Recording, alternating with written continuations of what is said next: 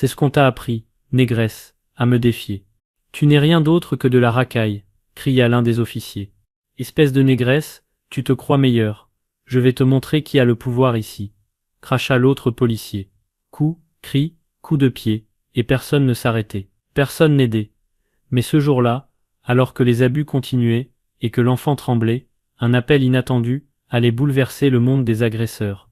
Un véhicule de patrouille freina brusquement au bord du trottoir. La sirène ne sonna pas, seulement le crissement des pneus. 2 policiers en descendirent d'un pas lourd, et le regard froid, barrant la route à Alma et à son fils. « Voyons madame, où allez-vous si vite ?» dit le plus grand, la main déjà sur son pistolet. Alma s'arrêta, confuse, cherchant dans sa mémoire si elle avait commis une infraction, mais tout ce qu'elle faisait était de marcher sur le trottoir avec son fils. « Je vais à ma voiture », répondit-elle en indiquant discrètement le parking où se trouvait sa BMW. Le policier le plus petit, aux cheveux ras et au visage dur, se plaça devant elle, lui bloquant le passage. « Et cette voiture est à vous ?» demanda-t-il d'une voix pleine de suspicion.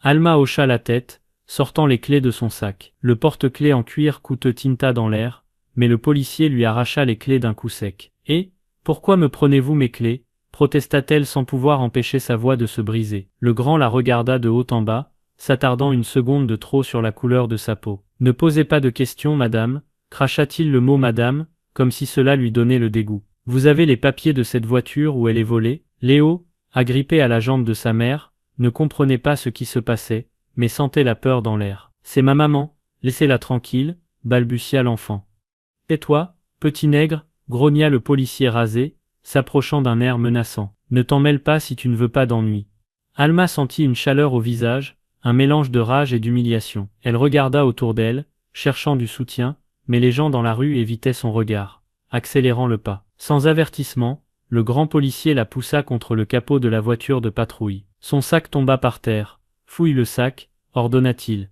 L'autre ouvrit le sac, sortit le portefeuille d'Alma, et jeta ses cartes sur l'asphalte. « Et regardez ça, un tas de cartes. C'est bizarre, non ?» dit-il d'un ton moqueur. « Vraiment gagné à la sueur de votre front, ça, c'est à moi. Tout est à mon nom », gémit Alma en essayant de se dégager. Mais le grand la tenait immobilisée, et lui passait maintenant les menottes sans aucune explication. « Pour résistance à l'autorité », murmura-t-il à son oreille en souriant. Léo se mit à crier désespérément, cherchant de l'aide. Personne ne s'arrêtait. « À genoux !» cria le grand policier, poussant Alma avec force. Elle trébucha, tomba sur l'asphalte chaud, et s'écorcha les paumes en essayant de se protéger. Le policier rasé se pencha sur elle, et lui murmura à l'oreille. « Qu'est-ce que tu fais ici, hein ? Sûrement en train de chercher qui volait, comme vous tous. » Alma leva la tête, luttant pour ne pas pleurer. « Je n'ai rien fait. Laissez-moi me lever, mon fils, tais-toi !» lui cria l'autre en lui donnant un coup de pied dans les jambes. « Ne me réponds pas, espèce de négresse. Tu te crois meilleur juste parce que tu as des vêtements chers ?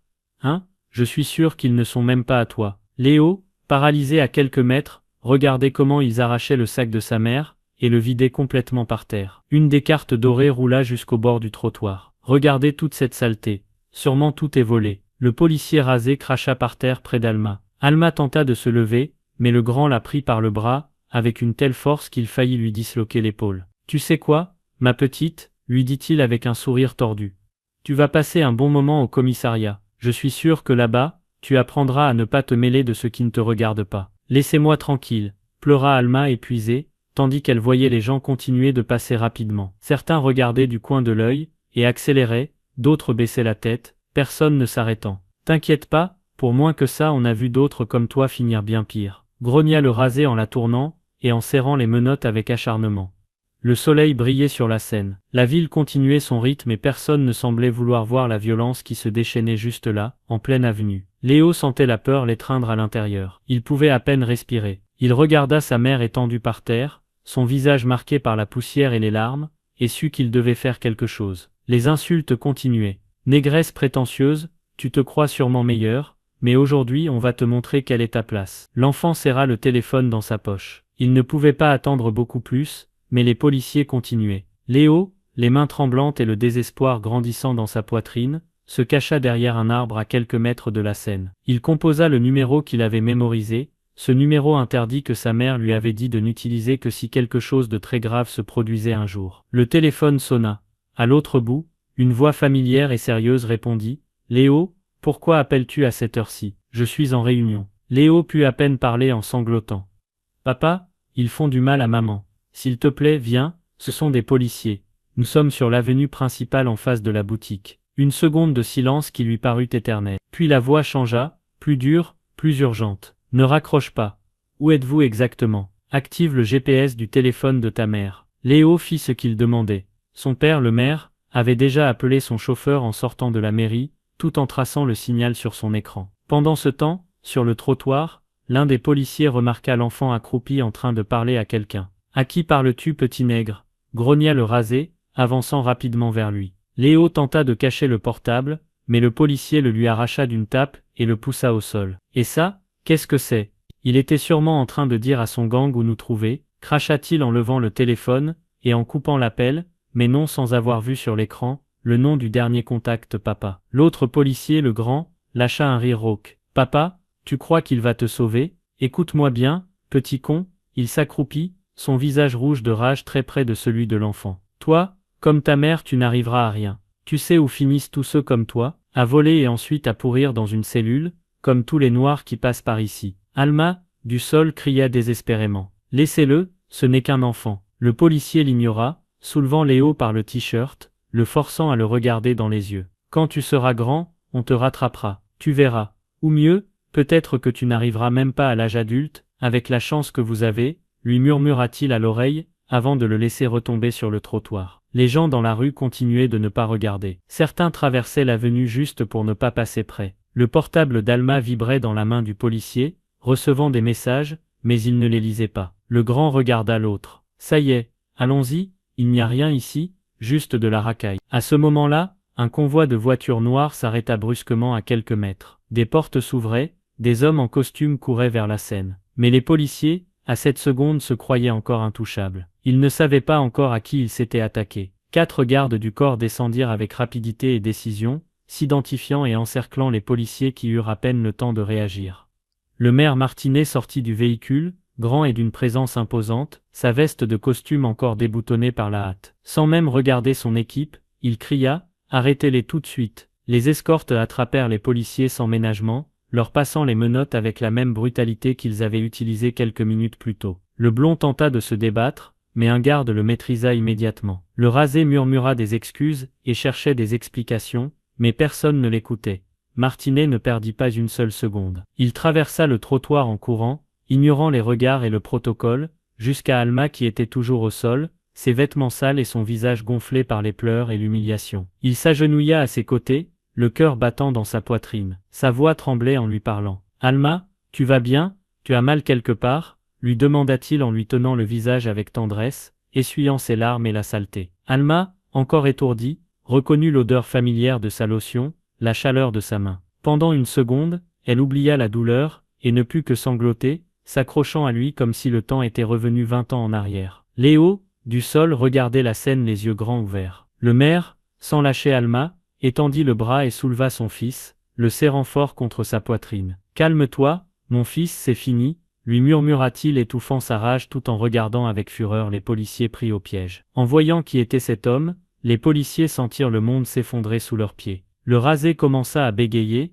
l'arrogance transformée en pure peur. « Monsieur le maire, nous ne savions pas », mais personne ne leur prêta attention. Le maire, toujours le bras ferme sur les épaules de son fils, s'approcha des 2 policiers détenus par ses propres escortes. Il les regarda avec un calme glacial, le genre de sérénité qui ne cache qu'une colère profonde et dangereuse. « Vous allez payer, dit-il d'une voix basse mais ferme. Pour chaque dommage que vous avez causé à mon fils et à sa mère, vous allez regretter d'avoir mis les pieds dans cette rue aujourd'hui. » Les policiers, qui se croyaient intouchables quelques minutes auparavant, ne pouvaient maintenant que baisser la tête. Le grand transpirait à grosses gouttes, ne sachant que dire. Le rasé regardait partout, cherchant une issue, mais il n'y en avait plus. Sans plus de temps à perdre, le maire revint vers Alma et Léo, aidant son ancien amour à se lever. « Allons à l'hôpital, rien d'autre ne m'importe maintenant », murmura-t-il à Alma, qui pouvait à peine se tenir debout. Une fois dans l'ambulance, Léo tenait la main de sa mère sans la lâcher. Le maire, assis à côté, ne cessait de composer des numéros sur son téléphone portable. Il parla au chef de la police, au procureur, au département des droits de l'homme. Il donna des ordres clairs et rapides,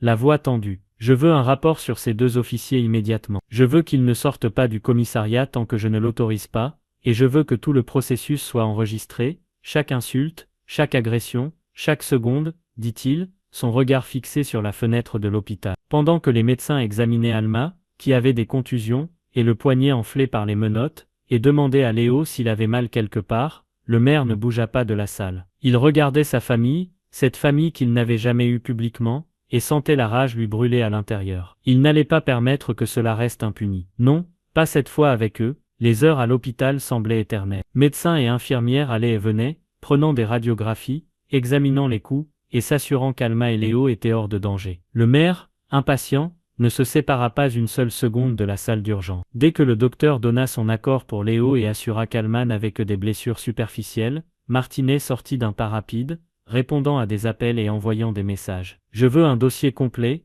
ordonna-t-il au commissaire depuis son téléphone. « Qu'ils examinent toutes les caméras de sécurité de l'avenue, et que tous les témoins soient localisés. Je ne veux aucun détail manquant dans le rapport. » Il revint vers sa famille, il trouva Alma assise sur la civière, le regard perdu, et les mains tremblantes. Léo était à ses côtés, lui serrant la main, et ne cessant d'observer chaque mouvement de son père, cherchant protection dans sa présence. Martinet s'accroupit, posa une main sur l'épaule d'Alma et l'autre sur celle de son fils. « Il n'y aura plus rien », le rassura-t-il d'une voix empreinte d'une tendresse qu'il laissait rarement paraître. « Je suis ici, et je n'ai pas l'intention de bouger tant que ce ne sera pas fini. » Alma le regarda, toujours incrédule qu'après tant d'années, il soit là se battant pour eux. Ce n'était plus le jeune homme qu'elle avait connu à l'université, mais elle voyait toujours dans ses yeux le même homme courageux qui l'avait fait se sentir en sécurité autrefois. « Merci », murmura-t-elle, ravalant sa fierté et sa peur. Martinet secoua la tête. « Ne me remercie pas, c'est ce que j'aurais toujours dû faire. » À ce moment-là,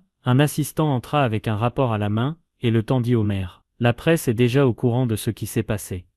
Une vidéo circule et le procureur veut vous parler. » Martinet hocha la tête en se levant. « Je veux une protection pour Alma et pour Léo. Et assurez-vous que ces 2 policiers soient en garde à vue isolés. Qu'ils n'osent plus jamais lever la main sur qui que ce soit. » Il s'approcha de Léo, lui ébouriffa doucement les cheveux et lui sourit pour la première fois depuis que tout avait commencé. « Tu as fait ce qu'il fallait, champion.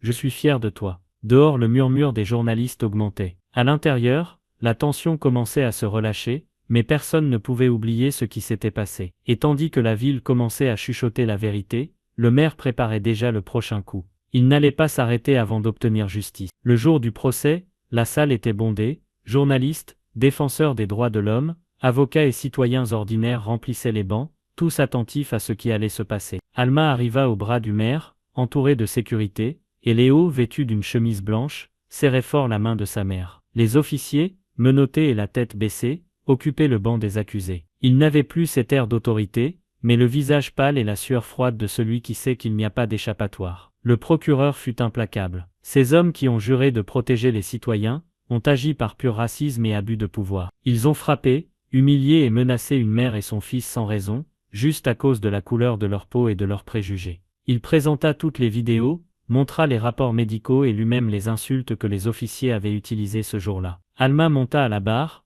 la voix tremblante au début, mais gagnant en fermeté en racontant les faits. Ils m'ont traité comme de la racaille. Ils se croyaient le droit de me détruire juste à cause de mon apparence. Mon fils fait encore des cauchemars. Léo fut également appelé à témoigner. Bien que sa voix fût faible et qu'il ait du mal à regarder les accusés, ces mots touchèrent tout le monde. Je voulais juste aider ma maman. Nous n'avions rien fait de mal. La défense des policiers tenta de les excuser avec des arguments vides et des contradictions qui furent rapidement démantelées par les preuves. Aucun collègue ne voulut témoigner en leur faveur. Personne dans la salle n'éprouvait de compassion pour ceux qui s'étaient moqués de l'uniforme. Le juge fut catégorique en prononçant la sentence. Ce tribunal déclare les 2 accusés coupables d'abus d'autorité, de lésions corporelles, de détention illégale, de discrimination raciale et de dommages psychologiques aggravés. Le verdict fut applaudi par tous dans la salle, sauf par les accusés et leurs avocats. La peine est exemplaire, 10 ans de prison pour chacun, l'expulsion définitive du corps de police et l'interdiction d'exercer toute fonction publique. De plus,